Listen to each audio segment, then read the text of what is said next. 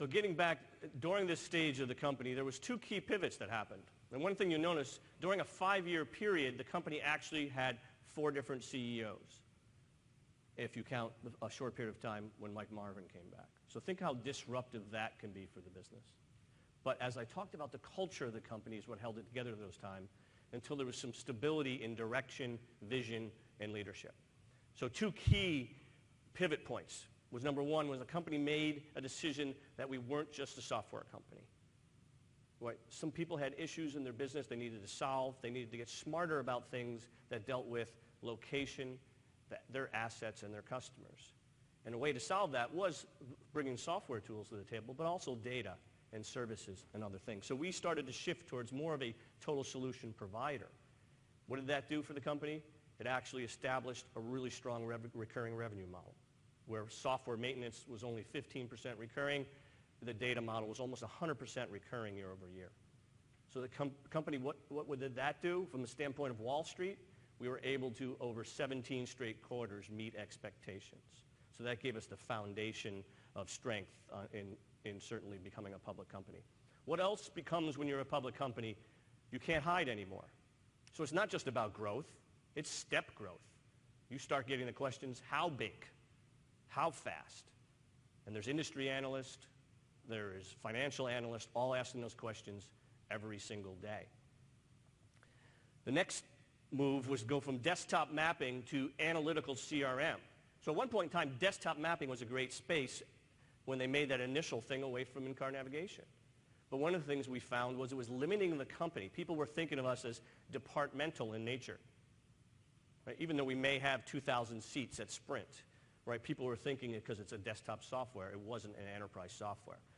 So as we started repositioning and building vertical solutions and starting that, it was how do we talk about it being an analytical company, where location's part of what we do, but there's other things around your customer information that we're able to provide you answers for. So that positioning came, and that was really critical in the start the discussions becoming truly enterprise.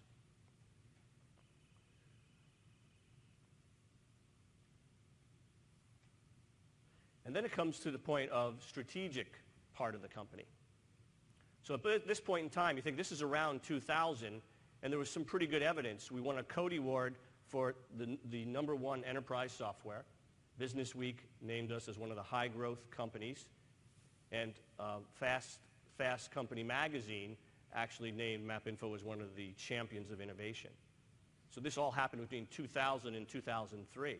So we're getting further validation from the marketplace, from the enterprise world, that the company did exist, and the company was a big player in the enterprise world. We had partnerships with people like Oracle and MicroStrategy and Microsoft, and so we were players along with them in accounts as collaborators and alliance partners. Also during this time, the company needed to really start adding disciplines. So if you think about, we had a recession at the end of 1990s, we had another one again in 2003. So there was one thing about the software industry at the end of the 1990s was you solved most of your problems with revenue, right? The market was growing. Everybody always wanted new technology. And what started happening after these series of recessions is IT budgets got pretty competitive.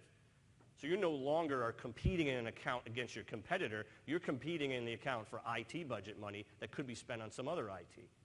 And so revenue slowed. There was no longer the high growth. And so you were forced to provide return to your shareholders in a different way about productivity and efficiency. So the company went through a really focus on operational excellence, looking at key processes. We acquired a lot of companies, and a big part of that was a really strong due diligence process. We said no just as much as we said yes. Every single one of our acquisitions was accretive in the first year because of those disciplines. We worked out a pretty good earn-out policy where we'd pay the people that are selling the business what the business was worth today with a nice win-win earn-out package for what they thought the value would be in coming years.